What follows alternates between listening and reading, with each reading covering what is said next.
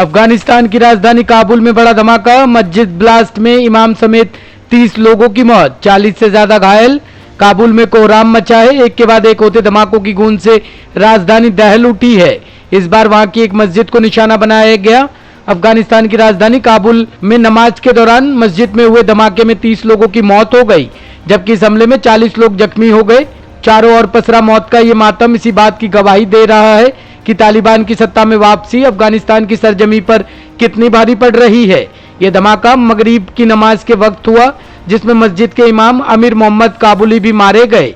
हालांकि तालिबान की सत्ता में वापसी के बाद तालिबान के प्रतिद्वंदी आईएस ने पिछले कुछ दिनों में अफगानिस्तान में हमले तेज कर दिए हैं और इस हमले के पीछे भी उसी आतंकी संगठन के होने का शक है। ओवैसी ने कहा, मोदी जी आप पूरे मुल्क के प्रधानमंत्री हैं, बिल्किस बानो के साथ इंसाफ करें। एआईएमआईएम के अध्यक्ष असदुद्दीन ओवैसी ने आज प्रधानमंत्री नरेंद्र मोदी से बिल्किस बानो बलात्कार मामले में दोषी ठहराए गए 11 दोषियों की रिहाई के आदेश को रद्द करने की मांग की है। ओवैसी ने कहा कि गुजरात में चुनाव आ रहे हैं, इसलिए बहुमत के लिए बिल्किस बानो केस के दोषियों को रिहा किया गया। पीएम मोदी पूरे मुल्क के प्रधानमंत्री है, हम पीएम मोदी से दरख्वास्त करते हैं कि वो इंसाफ करे, आदेश को रद्द करे। मैं प्रधानमंत्री नरेंद्र मोदी से हाथ जोड़कर अपील करता हूं कि बिल्किस बानो के साथ न्याय करे, ऐसे व्यक्तियों को छूट नहीं दी जानी चाहिए।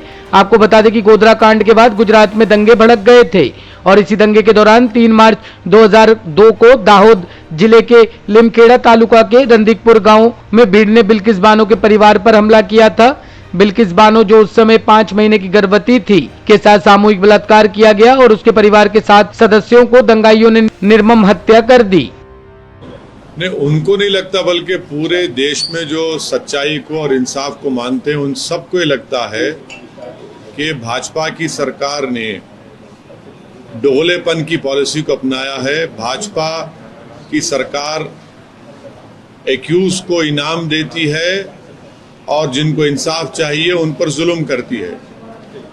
प्रधानमंत्री देश से 15 अगस्त को लाल किले से अपने भाषण में, तकरीर में महिलाओं की एम्पावरमेंट की बात की, महिलाओं के ताल्लुक से बड़ी अच्छी बातें की। उसी दिन भाजपा की गुजरात की सरकार ने उस महिला को, जिसकी 3 साल की बेटी को कत्ल कर दिया गया, जिसका बलात्कार हुआ, 11 लोगों ने उसका बलात्कार किया, उसकी माँ को और 3 और महिलाओं को रेप करके उनकी हत्या कर दी।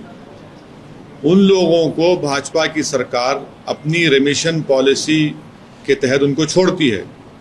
और सबसे तकलीफ दे, और देश को ये बात जब सुनेंगे तो देश हैरत होगी कि उस रेमिशन पॉलिसी की रिव्यू कमेटी में कौन था। एक का नाम था जनाब मुलचंदानी साहब, जो गोधरा के राइट्स में वो एक प्रोसिक्यूशन के विटनेस थे, और दूसरे उसमें बीजेपी भाजपा के 2 एमएलए थे। तो आप इनसे इंसाफ की कैसे उम्मीद रखते हैं? रिव्यू कमेटी के लोग तो 22 लोग थे, भाजपा के एमएलए हैं, वो तो भाजपा ही हैं, तो वो तो करेंगे, इन लोगों की तायद करेंगे जो बिल्किस बानो का रेप किए, जो